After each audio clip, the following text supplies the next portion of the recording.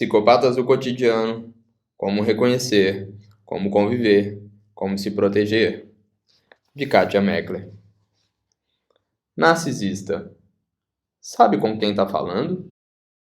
Cumprimentar o porteiro nem passa pela cabeça do médico Eduardo, chefe da enfermagem de um dos maiores hospitais da cidade.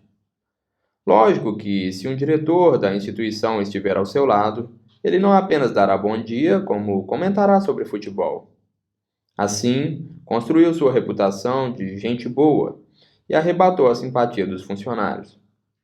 Apesar de jovem, já tem um cargo importante e não duvida de que parte do seu sucesso está relacionada à sua aparência, sempre impecável, e a seu carisma. Na faculdade, seu melhor amigo, um gênio da medicina, mal penteava o cabelo para se dedicar aos estudos. Hoje, está enfurnado em alguma clínica de quinta categoria da periferia. Eduardo sabe bem pouco sobre a vida do antigo parceiro. Toda vez que se encontram, fala sem parar sobre sua equipe maravilhosa, a tecnologia que dispõe no hospital e o furor que causa entre as mulheres. E não disfarça o tédio diante das lamúrias de perdedor do cara que tantas vezes o ajudou a tirar boas notas. Ouvir não é mesmo o forte do jovem médico, a não ser que esteja liderando um grupo. Nesses casos, sabe escutar, reconhecer a melhor ideia e passar adiante como se fosse sua. Quando dá certo, o mérito é dele, que é capaz de comandar um time e extrair o melhor de cada um. Quando dá errado, não falta quem culpar. Na vida amorosa, esbanja um currículo invejável de conquistas. As ex-namoradas não pensam igual. Cansaram de ser menosprezadas e comparadas com o fantástico Dr. Eduardo. Ele simplesmente acredita que elas não souberam dar o real valor à oportunidade de conviver com alguém tão especial. Lógico que tanto carisma precisa de atenção à altura. Eduardo adora ser chamado de doutor, gosta de frequentar lugares com atendimento VIP e detesta que alguém desfrute de um privilégio que considere só seu. Em situações desfavoráveis, não perde a chance de perguntar: sabe com quem está falando? Caçadores de admiração. Espelho, espelho meu, existe alguém mais bela do que eu? A indagação da madrasta má da Branca de Neve reflete o comportamento da pessoa com o transtorno de personalidade narcisista. Trata-se de indivíduos que, repetidamente, superestimam suas capacidades e exageram suas conquistas. Se um pouco de vaidade não faz mal a ninguém, o excesso de admiração por si mesmo pode transformar as pessoas com essa patologia em arrogantes e exploradores que creem estar acima do bem e do mal. Pessoas com esse estilo de personalidade estão sempre almejando o topo, lugar que consideram lhes ser destinado. Querem ser os primeiros em tudo e só reconhecem qualidades em si mesmos. No senso comum, é aquele indivíduo que se acha o mais inteligente, o mais competente, o mais preparado. Lógico que isso não tem a ver com a realidade, mas assim funciona a mente do narcisista. Erroneamente, costuma associar-se esse traço à vaidade exagerada ou ao culto à beleza. Mas a motivação desse indivíduo é outra: poder. Ele quer poder tudo simplesmente por achar que merece, já que é alguém especial. Nas relações interpessoais, vão buscar quem possa ajudá-los a brilhar ainda mais. Só não espere reconhecimento. Para um indivíduo narcisista, a recompensa é o privilégio de conviver com ele. Uma pessoa com estilo narcisista se vangloria do que faz, do que fez e do que imagina ter feito. Tem propensão a viver no mundo da imaginação, onde a glória, a fama e o reconhecimento fazem parte do cotidiano. Seu currículo narrado será sempre melhor do que o real. Qualquer pequeno feito ganha ares de vitória épica. Na avaliação dos outros, os narcisistas pensam ser a última bolacha do pacote. Dificilmente enxergam o constrangimento que causam ao seu redor. Pelo contrário, sentem-se muito à vontade nessa época em que o culto ao poder e às necessidades individuais atingiu níveis jamais vistos. Muitos de nós estamos expostos 24 horas por dia nas redes sociais. São várias fotos de pessoas lindas, bem-sucedidas e realizadas profissionalmente, que disputam cliques, exibindo seus feitos, selfies, suas postagens de belas paisagens, pratos deliciosos e roupas de grife. Aparentemente, não há nada errado em ter autoconfiança e boa autoestima. Dois elementos que, quando equilibrados, trazem sociabilidade e segurança. O problema é que pessoas com traços de egocentrismo e grandiosidade levam essas características ao extremo e acreditam que suas contribuições são muito mais valiosas do que na realidade. Para elas, é quase um favor deixar que alguém conviva de perto. Exigem muito, retribuem pouco ou nada, e não têm o menor escrúpulo de fazê-lo trabalhar ou dedicar-se inteiramente às suas necessidades, sem dar importância ao impacto que isso pode ter na vida do outro. No cinema, é fácil identificar traços do estilo narcisista no Homem de Ferro. Em Os Vingadores, ele faz parte de uma legião de super-heróis, mas acredita ser mais herói do que os outros. Como precisa agir em equipe, é obrigado a delegar funções, contudo, quando as coisas dão errado, bota a culpa nos companheiros. Naturalmente, as conquistas são fruto de sua inteligência, de seu esforço e de sua capacidade de planejamento, mas não do trabalho em grupo. Sem o uniforme, ele é o milionário Tony Stark, gênio da eletrônica que ostenta carros e mansões e se vangloria nos mínimos gestos. Numa cena memorável, ele discute com o Capitão América, que, por não suportar mais seu jeito arrogante, pergunta ao Homem de Ferro quem ele é por trás da armadura. A resposta poderia servir de epíteto para o estilo narcisista: gênio, bilionário, playboy, filantropo? Responde Stark, jogando na cara do companheiro as qualidades que acredita possuir. Na vida real, esse tipo de resposta, e de comportamento, é claro, acaba com a autoestima alheia. Para se enaltecer, o narcisista não faz a menor cerimônia em apontar os defeitos dos outros. Como diz Caetano Veloso na canção Sampa, Narciso acha feio o que não é espelho. Ou seja, pessoas com traços de personalidade narcisista não conseguem enxergar virtudes para além do próprio nariz. Não apenas são invejosas, como também acreditam ser alvo de inveja. Para se sentir no topo, precisam desqualificar permanentemente quem as rodeia.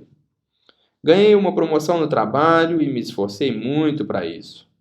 Toda feliz, contei para minha irmã. Em tom de desprezo, ela respondeu que o dinheiro tinha que valer muito a pena para compensar as horas que eu precisaria trabalhar. Conta uma paciente. Se fosse escolher um bordão, o narcisista provavelmente diria: eu sou o número 1, o número 2, o número 3, o número 4. Talvez o número 5 seja a mãe, o filho ou alguém que considere um prolongamento seu. Pessoas com baixa autoestima costumam ficar fascinadas pelos narcisistas e são alvos fáceis para a conquista e posterior descarte. Não é à toa que encontramos vários grupos de vítimas de narcisistas, indivíduos que buscam algum apoio e alguma compaixão para essa necessidade quase patológica de conviver com figuras tão egocêntricas. Em algum momento, compreendi que ela sempre me culpava pelos erros, sem ter qualquer prova do equívoco que eu cometera. Mas isso era tão comum que minha autoestima foi ao chão. Eu me achava incapaz e incompetente e acreditava que ela não me demitia por generosidade. Custei a perceber o jogo que teve um efeito devastador na minha vida. Conta um profissional liberal ao descrever numa rede social a relação com uma chefe que acabou levando-o a pedir demissão do emprego. O depoimento indica de forma clara como age uma pessoa com estilo narcisista num grupo qualquer. Amigos, colegas de trabalho, parentes, parceiros de futebol. O Dr. Eduardo, da história que inicia esse livro, é exatamente assim. Trata muito bem quem pode lhe ajudar. Os subordinados leais e suas propostas, também chamados de bajuladores, terão seu apoio, já que ele precisa se sentir adorado e indispensável. Seja como for, o narcisista mantém um grupo de influência graças a seu inegável carisma. Mas não espere afeto desinteressado. Ele terá interesse pelas pessoas de quem possa extrair algo, até encontrar quem se demonstre mais útil em sua jornada rumo ao topo. Empatia é uma palavra que não existe no dicionário desses indivíduos. Extremamente egoístas, custam a perceber, se é que percebem, as emoções e os sentimentos alheios. São capazes de alugar um amigo por horas para contar com detalhes uma situação que lhes aflige, mas jamais retribuem com atenção e carinho. São desdenhosos e impacientes com os outros, principalmente quando instados a ouvir problemas e preocupações que não lhes dizem respeito. As necessidades do outro pouco importam e são encaradas como incômodas ou sinais de fraqueza e vulnerabilidade. Não sei por que minha namorada reclama tanto. Quando falamos por chamada de vídeo, gosto de ficar olhando para a minha imagem na tela do computador e raramente olho para ela. Mas sei o que está falando, relata um jovem no consultório. Naturalmente, o que ela está falando tem muito menos importância do que o que ele tem para contar. É assim que age um indivíduo com traços de egocentrismo. Ele tem as melhores oportunidades de trabalho, faz as viagens mais legais e conhece as pessoas mais incríveis.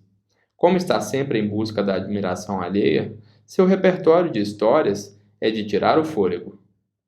Dizem que sou arrogante e modesto, mas não tenho culpa de estar sempre no lugar certo, na hora certa. As pessoas que me são fiéis se dão bem, comenta um empresário de 49 anos diagnosticado com esse transtorno. Um ponto importante: é preciso tomar cuidado para não confundir uma pessoa vaidosa, ainda que de forma exagerada, com um narcisista. Não é uma tarefa simples. O indivíduo com esse traço é como o protagonista do Magistral, O Retrato de Dorian Gray, de Oscar Wilde. Alguém que, de tão apaixonado pela própria imagem, é capaz de vender a alma ao diabo para não perder o frescor da juventude. Bem mais encantadora, naturalmente, do que as marcas visíveis da passagem do tempo. Recordar o mito de Narciso também nos ajuda a entender um pouco mais sobre esse tipo. Narciso era um herói que se apaixonou pela própria beleza. Por se considerar especial, comparava-se aos deuses do Olimpo. No idioma grego, a palavra narcisista tem a mesma origem de entorpecido. Por isso, para os antigos, o narcisista é o símbolo da vaidade e da insensibilidade, pois é tão autocentrado que parece entorpecido às necessidades do outro. Um aspecto importante a considerar é a fragilidade de sua autoestima. Apesar da fachada luminosa, os sujeitos que têm esse traço são extremamente sensíveis em relação a críticas e derrotas. Embora raramente evidenciem essa fraqueza, as críticas ou os fracassos podem assustá-los, deixando rastros de humilhação, degradação e vazio. Em razão disso, são capazes de se retrair socialmente quando não são bem-sucedidos e aparentar certa humildade apenas para mascarar e proteger a grandiosidade que atribuem a si mesmos. Nesses casos, o desempenho no trabalho ou a interação social acabam deficientes. O indivíduo, então, pode demonstrar falta de disposição para se arriscar em situações competitivas ou em qualquer atividade em que haja possibilidade de derrota. Por tabela, encara com má vontade o sucesso e as conquistas alheias, sentindo que os vencedores não merecem tais feitos. No ambiente corporativo, o sujeito com essa faceta tem tudo para fazer sucesso. É carreirista e pode passar por cima do que e de quem for preciso para chegar ao topo. Marqueteiro por natureza, ninguém vende tão bem o próprio peixe quanto ele. Na hora de apresentar um projeto, impressiona por fazer os outros acreditarem aquela é a ideia, a que só ele é capaz de realizá-la. Em contrapartida, pode desvalorizar grosseiramente as contribuições dos demais, sobretudo quando as pessoas recebem reconhecimento ou elogios pelo que realizaram. Numa cena memorável do filme O Diabo Veste Prada, a editora de moda Miranda Presley, interpretada por Meryl Streep, entrevista Andrea Sachs, personagem de Anne Hathaway, para uma vaga de assistente. A moça admite que não conhece a revista dirigida por Miranda e que nunca tinha ouvido falar dela. A editora, sem tirar os olhos de um jornal, simplesmente responde: "E você não tem estilo ou noção de moda." Ao longo do filme, ela reforça diariamente quem está no comando. Obriga Andrea a executar tarefas humilhantes, repete que ela é incapaz de dar conta do trabalho e se diverte com as piadinhas que os outros assistentes fazem sobre a nova funcionária. Sua vaidade pessoal está acima dos sentimentos de qualquer pessoa. No filme, é possível enxergar outra característica do narcisista. Ele não tem problemas em delegar tarefas. Quando dá certo, recebe as palmas, o que acaba causando constrangimento e atraindo antipatias. Quando as coisas não funcionam, ele procura um culpado. Uma jovem que acaba de concluir o doutorado narra as desventuras que passou com seu orientador, sempre insatisfeito com o trabalho que ela apresentava. Ele rasgou meu texto dizendo que eu seria apenas mais uma no mercado. Chorei, fiz terapia e consegui acabar minha tese. Ganhei um prêmio e, na cerimônia, ele fez questão de dizer que era meu orientador e que tinha sido decisivo naquela conquista. Lembra a doutora? Em relação à vida amorosa do narcisista, a atriz Shelley Winters foi direto ao ponto numa entrevista concedida há alguns anos. Tínhamos tanto em comum, eu o amava e ele se amava. A frase, reproduzida à exaustão, encontra eco no comentário de um homem de 47 anos, identificado com esse traço. Nada me fará ter envolvimento com você. Nem dinheiro, nem vínculos, e muito menos súplicas ou lamentos. Só vejo as pessoas com desprezo e enfado.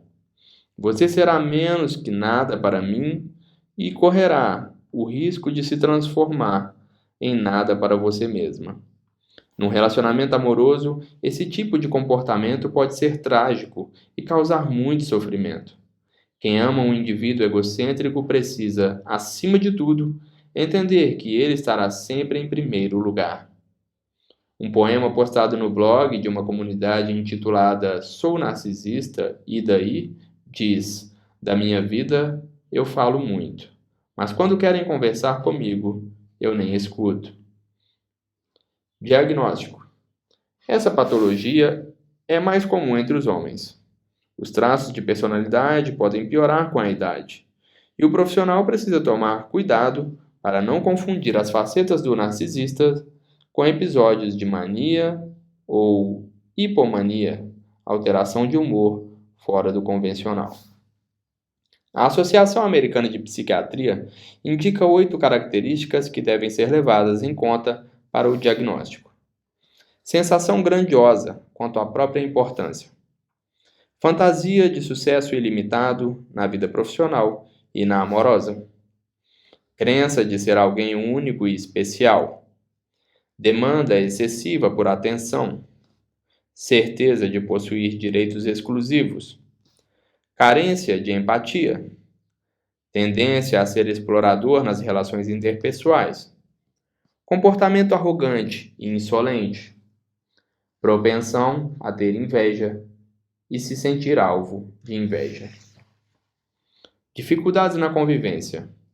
Na mente da pessoa com transtorno de personalidade narcisista, não faltam ferramentas para tornar miserável a existência do outro. Arrogante, abusador, desdenhoso e dominador.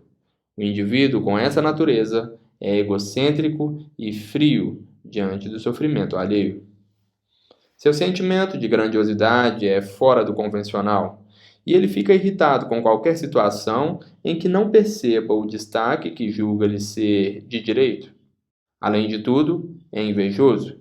Está sempre de olho grande nos pertences e nas conquistas das outras pessoas e não acredita que elas sejam merecedoras. Ferramentas para a convivência. Quem convive com um narcisista deve manter o pé firme na realidade e entender que o indivíduo com esse estilo não escolhe um ou outro para demonstrar seus traços patológicos de personalidade. Ele não reconhece suas dificuldades, por isso fica indignado quando alguém sugere qualquer tratamento. Além disso, mesmo se reconhecesse a necessidade de se tratar, não haveria ninguém à altura para desempenhar esse papel. Porém, há meios de tornar a convivência mais fácil. O primeiro passo é mostrar-se um bom ouvinte. A pessoa com essa natureza adora contar suas histórias e seus feitos. Em relacionamentos amorosos, saiba que só há espaço para ela. Não espere dedicação nem reconhecimento. Portanto, faça exercícios diários para fortalecer sua autoestima e proteja-se contra as desqualificações, diretas ou indiretas, que não serão poucas. Procure não rejeitá-la ou criticá-la, pois reagirá desqualificando você em progressão geométrica. E não baixe a guarda, assumindo o papel de frágil ou de vítima. Se for seu chefe, a situação pode evoluir para abusos, exploração e desqualificação extremas, configurando assédio moral no trabalho. Portanto, tente ser gentil e prefira a invisibilidade. Os protegidos de um chefe narcisista também podem se prejudicar, porque correm o risco de serem usados e descartados. O ideal é tratá-lo como um personagem que aparenta força, mas que esconde enorme fragilidade. Não tenha expectativas de valorização ou reconhecimento. Se for necessário fazer críticas, seja preciso e pegue leve. Partir para o confronto não leva a nada. Por fim, uma dica: precisa convencer uma pessoa com traços narcisistas a ajudar em alguma tarefa? Mostre que o resultado será bom para ela. Assim, você conquistará um forte aliado.